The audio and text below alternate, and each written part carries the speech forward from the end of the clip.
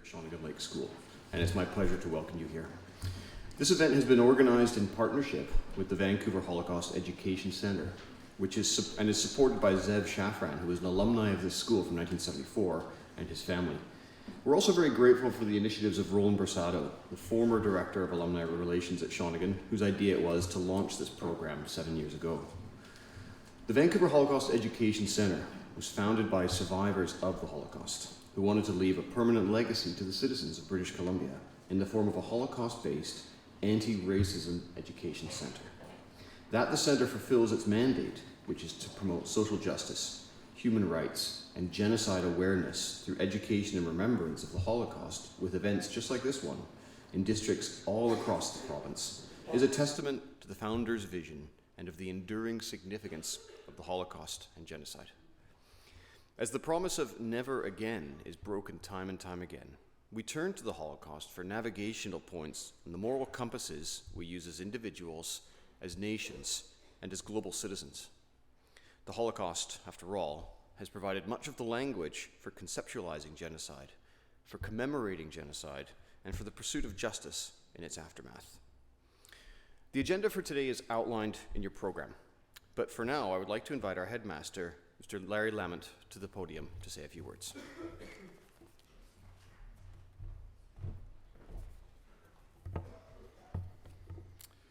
I'd like to begin by acknowledging that the land on which we gather is the traditional, ancestral, and unceded territory of the Coast Salish peoples. We're grateful for the opportunity to live, learn, and share in this beautiful region, and we aspire to healthy and respectful relationships with those that have lived on and cared for these lands for millennia. It gives me great pleasure on behalf of everyone at Shawnigan to welcome the students of Queen Margaret's School and our wonderful guest speakers for today's Holocaust and Genocide Symposium. I'd also like to thank at the outset Marliese Plater. Marliese, are you in here somewhere? Our events coordinator and the teachers in our social studies department for putting this program together, and our kitchen and IT departments for supporting the event.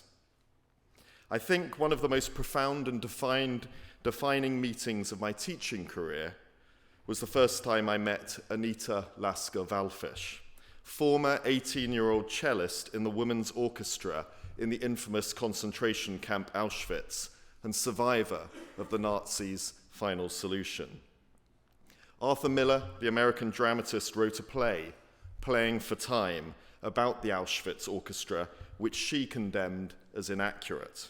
She's an insightful and formidable lady who, after some decades of silence, has dedicated the rest of her life to educating children, both in England, Germany, and Austria, about the Holocaust.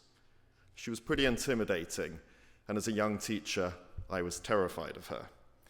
A friendship by correspondence developed, and she agreed to meet my English literature students annually at the Imperial War Museum in London, where the jumper she wore on the day she was liberated from Auschwitz stands on display as testament to the incarceration of her and many others.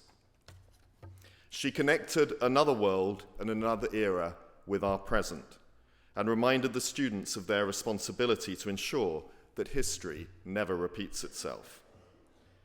On one occasion, on the way back to school, our 48-seater bus broke down at the end of Lambeth Bridge in central London, and we needed to wait for about 3 hours for the coach company to send a replacement vehicle to rescue us. I remember the students were particularly difficult and mutinous, unable to get off the bus due to the dangerous traffic intersection, isolated in a residential urban area, and bored. I reflected at the time that the students had just spent a morning in the company of someone who, at their age, had experienced and survived the transport cattle wagons of Auschwitz. Somehow, back in the present, they could not recognize the parallel and their response to temporary discomfort and inconvenience.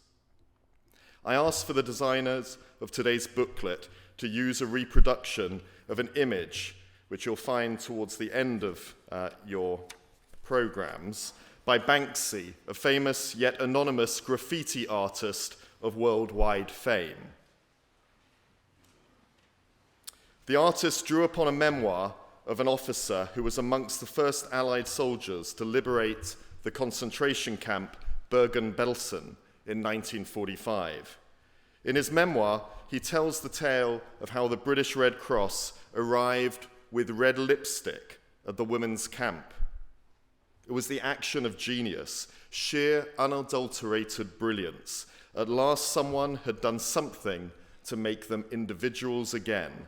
They were someone, no longer merely the number tattooed on the arm.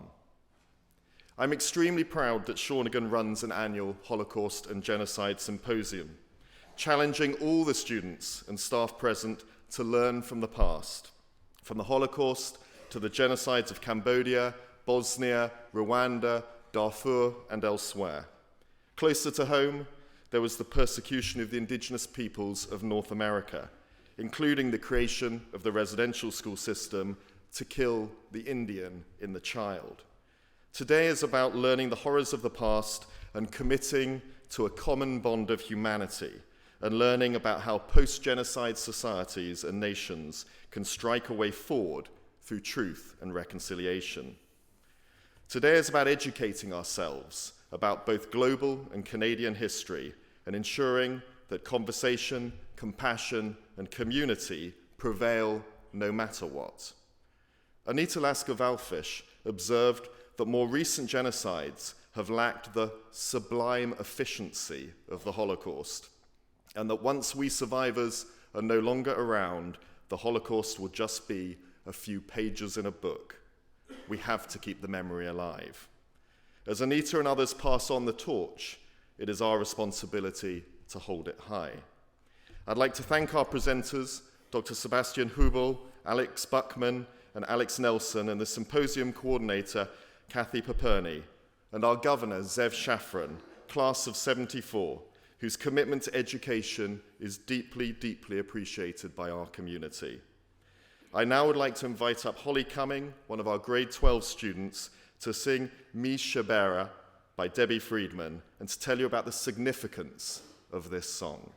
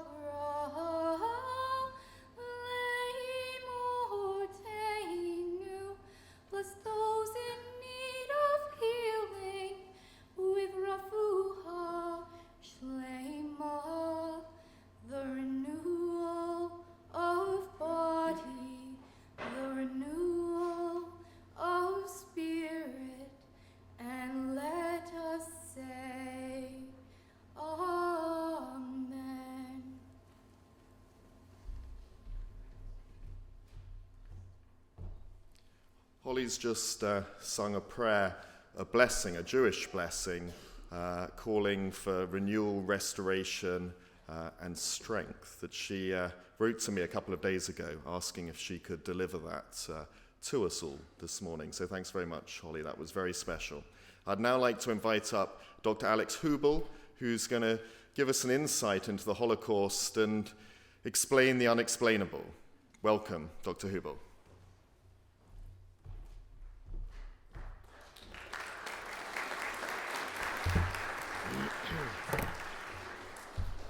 Yeah, good morning, everyone. Volume works? Okay, perfect.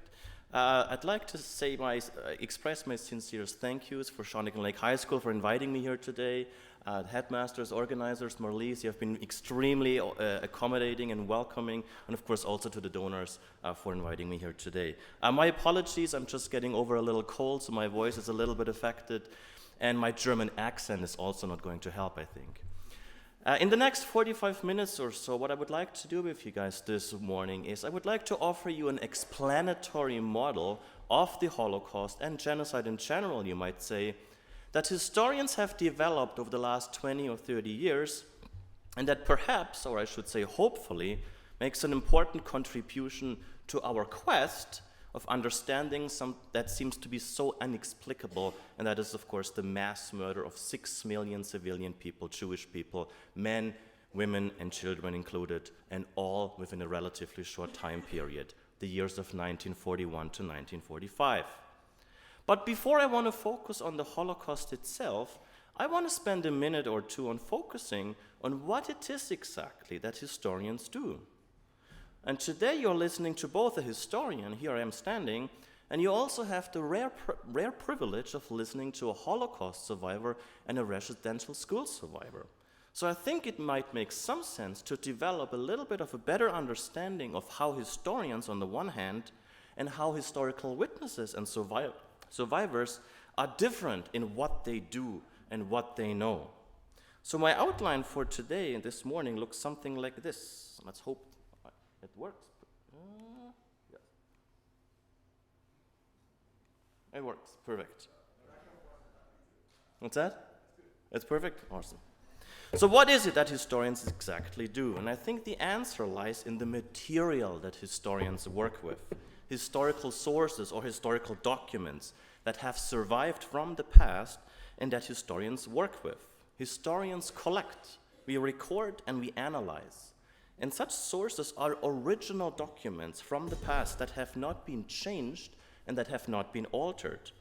And as you can see on these pictures here, there we go, documents are typically held in special places, like an archive, like a library, a museum. But they could also be in private possession, perhaps in your own family, with your grandparents, that they keep at home, perhaps in an attic.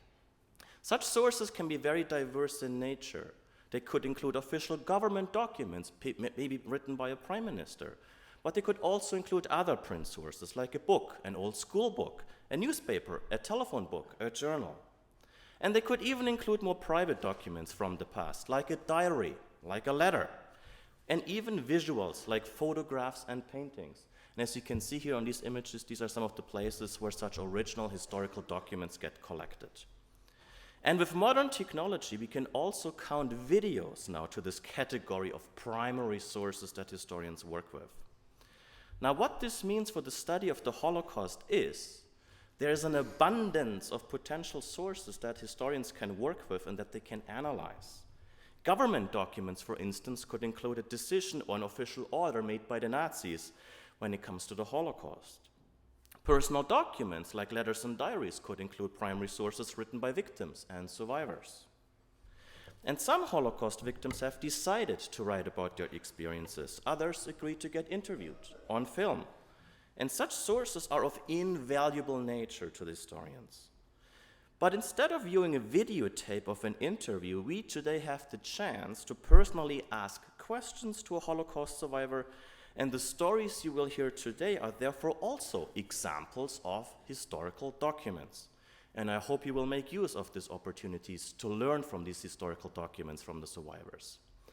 And to practice our historical thinking skills, our critical thinking skills, I want to show you an example of a historical document, a quote to be precise, by a famous Holocaust survivor by the name of Primo Levi.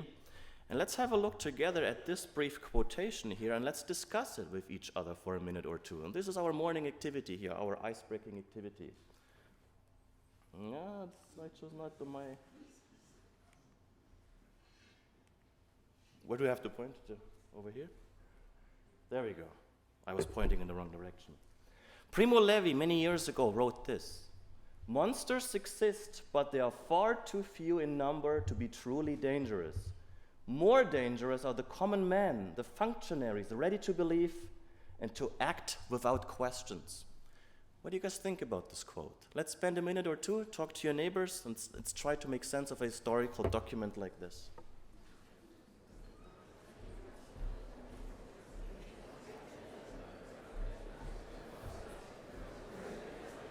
I have to point it over there.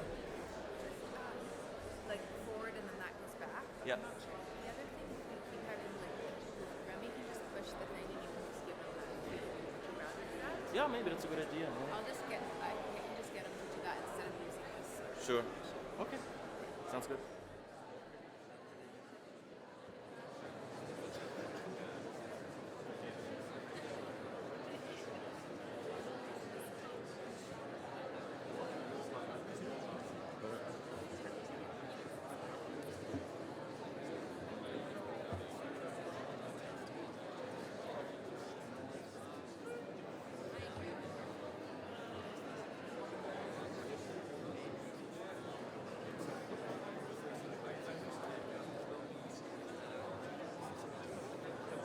All right, everyone, let's continue. It's great that you are all talking about this quote. I think there's many possible answers to such a quote. And I just found out that your headmaster is an English lit teacher, so he might follow up on this quote with you guys later on.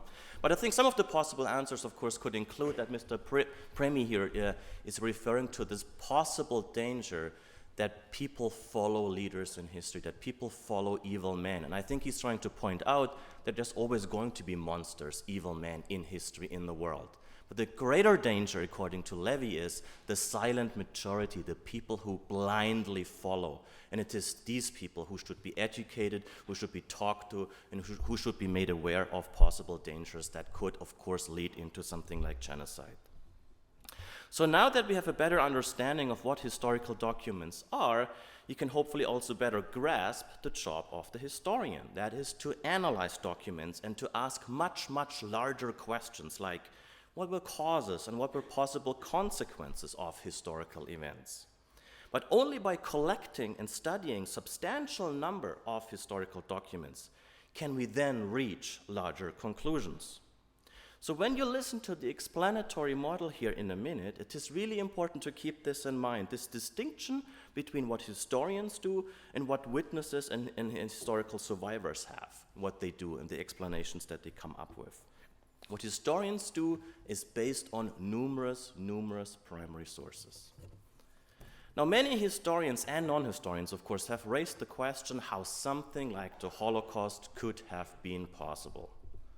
And to begin with, it might make some sense to go a little bit further back in time and ask the question of whether or not anti-Semitism, that is the hatred against Jewish people, was something that originated in Nazi Germany, so in the years 1933 to 1945 or not. And as you can see on this slide here, the answer I seem to suggest is that there is a long history of anti-Semitism that goes back prior to the years of the Holocaust. In fact, anti-Semitism originated in ancient times. When Christianity was established, or when Christianity emerged as a new religion, the early followers of Christianity competed with, we could really call it this, they competed with and they started to differentiate themselves from people who followed other religions, like the Jewish religion, which was much older. And one way to differentiate yourself from someone else was by labeling the Jewish people as other people, other with a capital O, so to speak, as being different people, as being people who were allegedly untrustworthy, even criminal. And this strategy to differentiate between Jewish people and Christian people resulted in the creation of several anti-Semitic traditions and myths that accused and that blamed Jewish people for all kinds of things. Jews were indicted of being the murderer of Jesus Christ. Jews were also accused, as you can see in one of the images here, as kind of bloodthirsty killers of little children. If you look at the religious image on the very left, you can kind of see religious anti-Semitism that originated hundreds and hundreds of years ago. Over time, however, other ideas became more prominent, other anti-Semitic ideas became more prominent, and then slowly took over religious forms of anti-Semitism. For instance, economic anti-Semitism, and I think Yes, I have also an image here in the center. Economic anti-Semitism defamed Jews as kind of greedy people who exploited the hardworking Christian people, and the Jewish people basically tried to steal money and all the wealth from the Christians. And if we move on to more modern times, like the 1800s, the last 200 years in other words, religion in Europe kind of receded in terms of importance, and something else took over, and that is science. And scientific anti-Semitism is another form that I'd like to raise your awareness to it this morning. If you think of the telephone, cars, cameras, airplanes, and so on, tremendous discoveries and inventions were made in the 1800s, but at the same time, some scientists in Europe in the 1800s, they also started to argue that humans should be and needed to be classified into different classes, into different races, with each human race allegedly having different traits, distinct traits and characters. So what happens in the 1800s if we have human scales of human races? And some scientists were overly anti-Semitic in this regard, and they argued that Jewish people represented a different race, a lower race, a foreign race, that not only wanted to exploit other European races, for instance, but eventually that wanted to eliminate them altogether.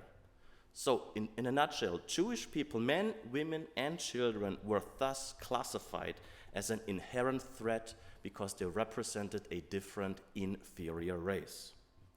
So this very short introduction to the origins of anti-Semitism suggests that to understand the causes of the Holocaust, we need to go one step further back in time, and we need to look for similarities that were carried over into the period of the Holocaust. And the most obvious and striking similarity between ancient forms of anti-Semitism and modern anti-Semitism, including the Holocaust, is that the Jewish people during World War II, during the Holocaust, were discriminated against, they were singled out, they were used as scapegoats as before, they were being held responsible for all kinds of problems and crimes.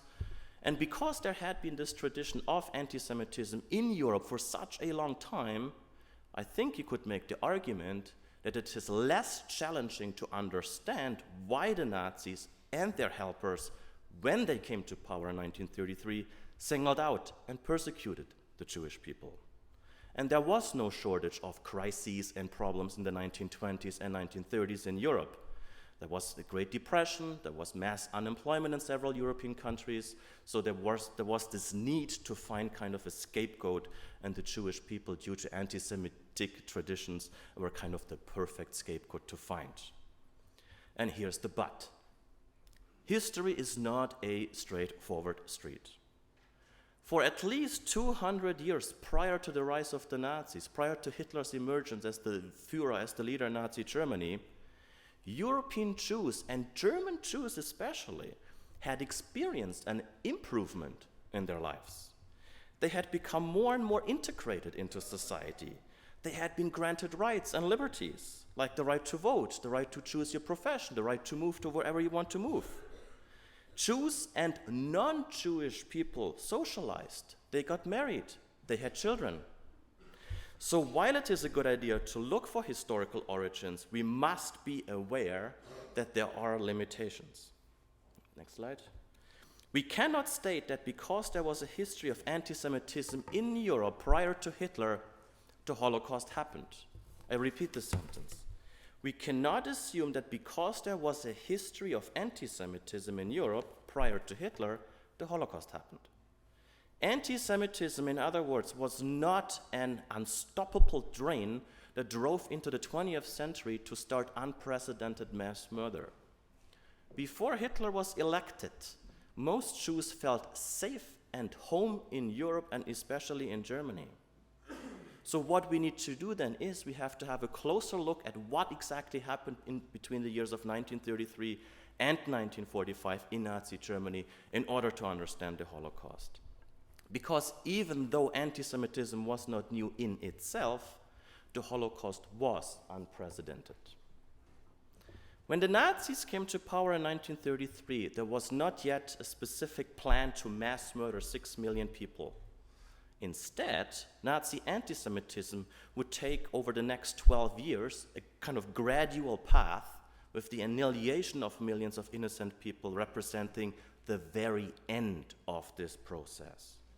And to better understand how the Holocaust could have happened in Nazi Germany and Europe between 1933 and 1945, it is therefore best to understand it as an evolution of radicalizing stages.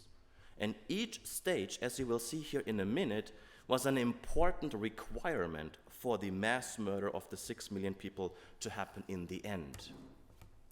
So let's look at this model, this 8-stage model, in more detail. The first stage, slide, thank you. The first stage can be labeled as classification. And though, as I have argued, the Jewish people in Europe have been discriminated against for centuries, such as in the Middle Ages, for instance, by the time the Nazis came to power, it was no longer enough to just verbally ridicule the Jewish people. An actual definition of who was Jewish and who wasn't was needed. And this, in other words, this was actually more problematic than you might imagine. In other words, if the Nazis now in power wanted to discriminate against the Jewish people, they first had to find out who was Jewish and who wasn't. And this process of classification, classifying someone, was more complicated because Jewish people, of course, did not represent a different race. This was something highly illogical that these racist thinkers had come up with in the 1800s. You cannot simply take a DNA test and say someone is Jewish or non-Jewish. Jewish people represent a religion, not a race. So this kind of dilemma, this conundrum, is something that the Nazis had to deal with. So they classified Jewish people based on religion, or more specifically, on the grandparents' religion. For instance, if you had 4 Jewish grandparents, you were considered a Jewish person. If you had 3 Jewish grandparents, you were still considered a Jewish person. And I don't know if you can see this diagram here. If you look at the right side, you can see 4 black dots. Every dot represents a grandparent. And then it kind of goes down. So whether or not you were labeled as a Jewish person depended on the grandparents' religious affiliation. Of course, not very scientific and highly, highly illogical. If you had 3 black dots, you were also considered a Jewish person. If you had 2 Jewish grandparents, 2 black dots, you would have been considered a mixed Jew, a mixed race, so to speak, of the first degree. So the Nazis came up with this kind of scientific, pseudoscientific classification system, and they differentiated even amongst people who were partially Jewish and partially non-Jewish. If you had 1 Jewish grandparent with 1 black dot, you were considered a mixed Jew of the second degree. And for each category, different laws, discriminatory laws, would apply. If you had 4 non-Jewish grandparents, you were considered, of course, a German, as an Aryan person, so to speak. And this kind of law was made in 1935, and the result of such a classification system was significant. It officially forbade the intermingling, the socializing, in even the intimate relationships between Jewish people and non-Jewish people in Germany. So now I want you guys, this is our second activity for this morning, slide, to discuss for a minute or two what you think about this issue of racial mixing. Does it make sense to you? And perhaps think for a minute or two in what kind of category you might fall into. Are you 100% Canadian? Are you 100% French, German? Do you have mixed ancestries in your family?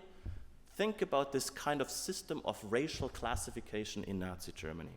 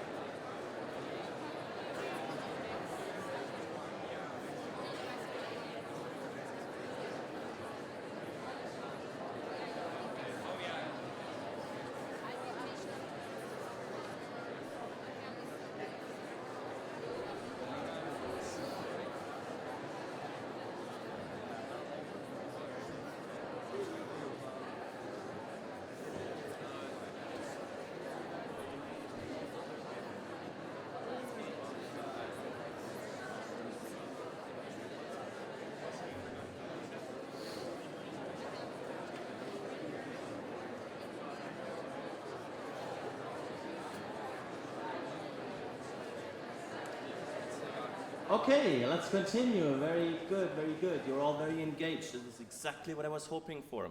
And again, I think this kind of concept of racial purity and racial mixing might be something very hard to grasp for us living in a very international kind of globalizing world, especially in Canada, where we cherish multiculturalism. But at different times in history, at different places, it was the opposite. And this is something we have to understand. The second stage was symbolization out of the 8 stages. And as we can see on this slide here, the Nazis used a plethora of discriminatory ways in propaganda and in mass media to depict the Jewish people as evil, if you look at these anti-Semitic images here. And I think this step is relatively self-explanatory here, but it is crucial to understand and keep it in mind. Because it is one thing to come up with a legal definition of who was Jewish and non-Jewish, and it is yet another step to visualize now this outgroup that you intend to single out and discriminate against. And as these images here strongly indicate, the Nazis tried to create a stereotypical image of the Jews that German or non-Jewish German people then should easily understand and easily recognize. The idea behind is that the Jewish person, that Jewish people were different, biologically different, mentally or by their character different. And some of the facial features, for instance, that the Nazis used to propagate and separate Jews from included allegedly Jewish large lips, black hair, curly hair, large hand. Jewish people were usually obese, representing wealth and representing their involvement in a capitalist kind of society. And typically they were men. The Jewish person depicted as an evil Jew was typically a man. And some of the images here indicate that Jewish people were going after innocent children, raping little children, little girls, and you can see the facial features here as well. Behavioral characteristics included depicting as the Jewish person basically as untrustworthy, who wanted to steal, rape children, rape women, and much more. But we can see here how Jewish people actively were pushed out from mainstream society. Germans were told again and again that the Jewish people represented a threat and that they were warned not to associate with this threat. The third stage discusses legal discrimination. Now, in Nazi Germany, there was an array of laws and regulations that Jews were subject to, and oftentimes these laws were quite arbitrary in nature. And I could go on and on here giving you specific examples, but for instance, Jews in Nazi Germany were no longer allowed to use public pools. They weren't allowed to use the swimming pool because they were deemed as dirty, as racially inferior. Jews were no longer allowed to use city parks or benches in city parks. Jews were not allowed to be outdoors after 8 p.m. And finally, Jews were also visually marked with the Star of David, the yellow star that became mandatory in 1941. And then during the war, Jews received less food, rationed food that non-Jews would be entitled to. As we can see in this image here, when you look at the yellow food ration cards, you can see the Star of David. These were basically food ration cards that were handed out during the Second World War. Jews received less food during the war, another form of discrimination. All of this is what we have to keep in mind here, all of this happens years prior to the Holocaust. The next stage is dehumanization, and while the Jewish people were now defined as an outcast group, they were visually discriminated by law, they were ridiculed in the media, and more Germans also participated in this project. It was no longer enough to refer to the Jewish people as human people. If you wanted to separate Jews from the Germans and eventually get rid of them, in quotation marks, the next radical step then for the Nazis was to utilize a dehumanizing kind of language. And the idea here was that if the Germans would start to think of Jews no longer as humans, well, then they would also stop interacting with them. They would stop having sympathies for them, expressing empathy. If you no longer consider a human being, then it is less challenging to inflict pain on him or her. Now, of course, it is hard to prove how many Germans and how many perpetrators really believed in this idea that Jewish people were no longer humans, but in fact rats or vermin or all kinds of other viral and terrific, horrible language, as you can see that is suggested here in these propaganda images. And I also personally would argue that we should not overemphasize the role of such propaganda. But we know, as historians, we know that many perpetrators during the Holocaust did believe that Jews constituted a different race, a kind of subhuman race that was allegedly threatening Germany, similar to how rats and vermin threaten humanity with diseases. There can be no doubt that due to the prevalence of this kind of dehumanizing language, mass murder later on could be more easily justified. The next stage that was imperative for the Holocaust to happen was the organization of an apparatus of men, and I must say also women, who would later on carry out the killings. The men who had made the laws, the cartoon, the propaganda images, and so on, you might call them Nazis, you might call them perpetrators, and you might rightfully refer to these people as criminals.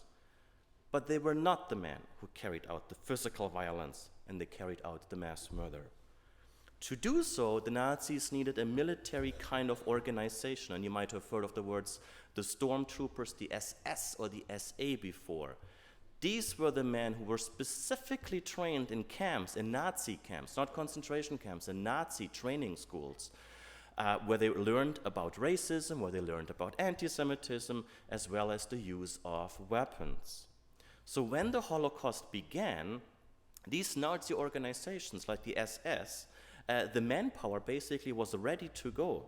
They were in place, they had been trained, and these men often had already gained first-hand experience in tormenting Jewish people in prisons and concentration camps, something I will talk about in a second here. The next stage in this radicalizing scale was actual persecution. So, thank you.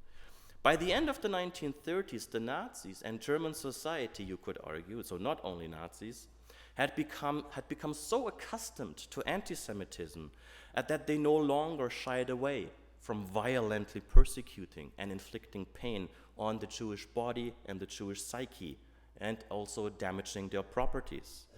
In November of 1938, for instance, the Nazis staged a nationwide pogrom. A pogrom is kind of this violent outburst that attacked Jewish people all over Germany. Jewish properties, Jewish synagogues, as you can see in this image here, were put on fire. Businesses were destroyed, businesses were plundered, and Jewish homes were invaded at night. And Jewish people were attacked, they were injured, and many of them would have been arrested and put into concentration camps. 30,000 Jewish men, to be precise, were put into concentration camps. And I say this one more time. These are the years before the Holocaust, these are the years before the Second World War. Many of these people who would be put into concentration camps eventually would die of slave labor, they would commit suicide, they would be outright murdered, or the horrific hygienic conditions would also put a high death toll on many of these Jewish people. Jews were beaten on the streets, imprisoned, their properties expropriated, and finally they were put into special ghettos or concentration camps where many, as I just mentioned, would die as slave laborers or would die of diseases or would be actually starving to death. This stage altogether is persecution. It is close to the Holocaust, it is close to the systematic mass murder, but not quite yet. For the Holocaust to become a genocide, breaking into people's properties, arresting people, putting them into ghettos, was just not enough. The final and crucial step was the decision to systematically murder 6 million people. And this decision was made outside of Berlin at a conference where high-ranking Nazis, not Hitler by the way, attended and made deliberately this decision to systematically kill all the Jewish people in Europe. They decided to do this because there were no alternatives in their mind, no other workable solutions, so to speak. The Nazis had contemplated of deporting the Jewish people to other places in the world, to Africa, to Russia, to Siberia. They had contemplated putting them all as slave laborers, but it was just not possible due to numerous reasons. the Second World War, the Germans were not controlling the high seas. They could not deport, forcefully relocate these people. So in 1941, 1942, and that's stage number 7, the preparations immediately began to put the Holocaust into action. And this included a number of steps. This included the creation of gas chambers. And many of you have heard of places like Auschwitz. But first someone has to build a gas chamber. First someone has to build Auschwitz. That could include other preparatory steps, like taking care of the logistics. Someone has to control the railways. Someone has to schedule the railways. Someone has to recruit the manpower to operate trains. Someone has to produce chemical gas that then would later be used in order to kill the Jewish people. It included the industrial production of killing chemicals and so on. So a huge apparatus of planners and facilitators now came into motion for stage number 7 out of 8 to happen, to become an actual stage. Now what's crucial to understand is that this radical decision was undertaken during the war, because Germany was not winning the war, was not controlling other countries like the Soviet Union. In the mind of the Nazis, this was the last radical but only workable kind of step they could take. And then the last step, of course, is stage number 8, which is the killing of the 6 million European Jews. And what's important to keep in mind here is that 6 million people were murdered. About half of them ended up in gas chambers. The other half were actually directly killed through guns, through machine guns, in a kind of direct one-to-one kind of situation, especially in Eastern Europe. And as you can see here, I'm showing you one of the most notorious, famous, horrific photos of a German Nazi soldier killing a Jewish wife holding her little daughter in her arms. So this model of 8 stages that I just offered you here only makes sense if we realize that at each stage of these 8 stages, the story could have ended. There was no inexorable or unstoppable force that led to the completion of all these 8 stages. But fateful decisions were made by the Nazis at various points to push anti-Semitism to its most extreme form. And most importantly, however, there was this radicalizing progression of anti-Semitism, and the lethal character of mass murder came to the fore at the very end. Without the other stages happening beforehand, in other words, the Holocaust most likely would not have happened. So the 8 stages, in other words, they build upon one another. Now finally, I want to say a few words, or spend a few words on the issue of why no one stopped or attended to stop this radical cycle of 8 stages. But the answer here is there were attempts, many attempts, and we can even say that they were all futile. Thousands of Jews were rescued, saved, because of or due to some heroic people who agreed to hide Jewish people, for instance, from the Nazis. Maybe a poor peasant in Poland, maybe a middle-class family in the Netherlands who agreed to hide Jewish people. And a few people used their diplomatic influence, their diplomatic relations, issuing immigration visas and other papers for Jewish people to escape Nazi Germany. And most importantly, the Jewish people themselves fought back. Next slide, thank you. They fought back. There were ghetto uprisings, like in Auschwitz. One of the gas chambers was destroyed by the Jewish people in these concentration camps. So we should not make this mistake thinking the Jewish people were relatively helpless, passive, and didn't react and did not come up with survival strategies. Far from it. So as you can see on this slide here, a German military general, there was active opposition within Germany. German military generals and ordinary Germans tried to stop the Nazis. A diplomat, so what I'm trying to allude to here is that some foreign diplomats from Sweden to Canada, other countries tried to help Jewish people. Fake ID, highly, highly interesting. What we see here is a military ID by a German Wehrmacht, a German army soldier, with the Nazi emblem on it. It was a fake ID. It was an ID that was used by a Jewish person, pretending he was non-Jewish, he was German. And that made him survive the war. Jewish resistance fighters, like I said, in Auschwitz there was resistance. In the ghettos there was resistance, where Jewish people took up arms, tried to come up with a battle plan, and actively tried to resist the Nazis. And also university students tried to resist the Nazis. On the other hand, though, what made the survival of the Jewish people so incredibly challenging during the Holocaust is that the Nazi perpetrators from Germany were not alone in carrying out the murderous plan, but they were supported by so-called collaborators who actively supported and assisted Germany.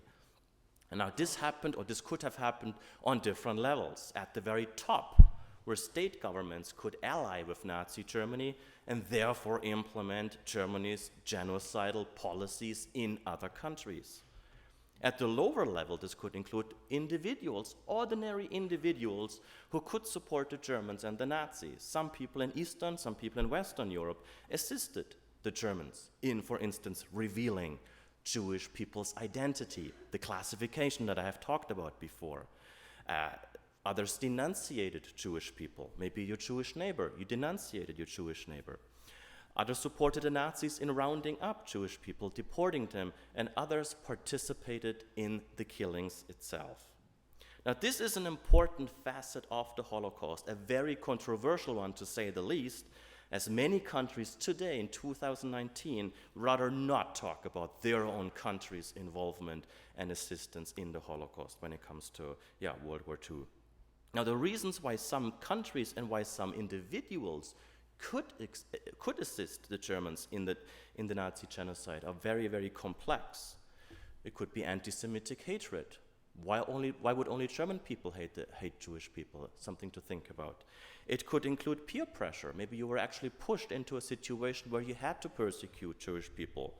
It could be an economic motive behind. If you assisted the Nazis in persecuting a Jewish person who happened to be your neighbor, maybe you could take over the neighbor's property, take the farm, the house, cattle, and so on. So there's a wide range of possible reasons why people collaborated with the Nazis. What makes this historical event then so challenging is to grasp this, and also that in the aftermath of the Holocaust, only a few perpetrators were actually arrested and tried, and some, this is really hard to grasp, some to this day deny that the Holocaust happened in the first place. Few of the perpetrators received sentences or were arrested and put on trial.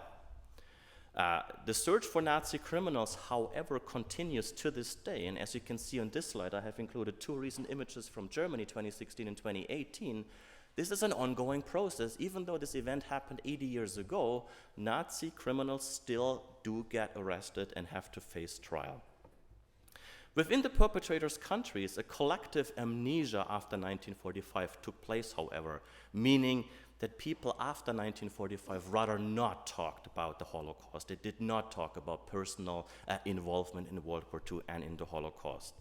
And many perpetrators were actually exonerated or exonerated themselves and their peers in the post-war era. They showed very few signs of remorse. But forgetting and moving on is a problematic path to walk, as it offers no closure in history and also no justice. But finding this justice has not been an easy undertaking, and although a few of the murderers have been arrested, many have not. And what makes an event like today's symposium so important is not only our quest for a better understanding of an atrocious crime based on historical sources, as I pointed out, but to use this understanding to make the world we live in a better place, in which we either prevent another Holocaust or where we act early enough to stop the age-staged process and prosecute the criminals on time. And this is not only the job of the historian, but this is everyone's job, including all of us present today in this room. Thank you very much. I think there's one more slide.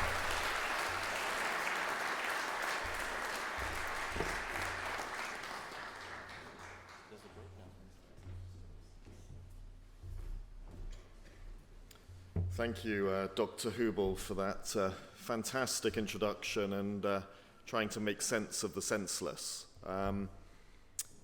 It's also very topical, what you're speaking about. If you've been reading the papers recently, the current Pope has just made the decision to grant access to the Vatican's libraries to look at the papers from the 1930s and 1940s. So in your explanation of what it is to be a historian, that Holocaust historians are extremely excited about this because the Pope at the time of in the 1930s and 1940s has been heavily criticized for being silent. Of course, the Vatican is in Rome, which was part of fascist Italy under Mussolini, but the Catholic Church drew great criticism for its perceived silence, its perceived inaction.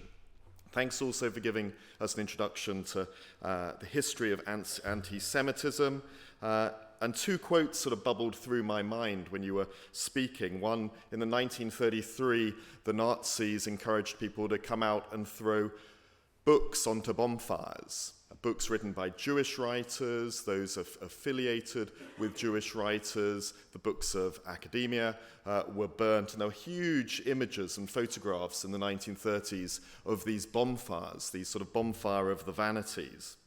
And if you go back in German history, there was a philosopher in the 1830s, Heinrich Heine, who prophetically said, whenever books are burnt, it's not long before men and women are burnt, which was deeply prophetic for what happened in the 1930s and 1940s. And how you talk to that sort of sublime clinical efficiency of that process of the Holocaust. But I want to finish with one last quote, which was by the Irish writer James Joyce, who said, "History is a nightmare from which I'm trying to awake." And this is certainly a period that we are still trying to awake from.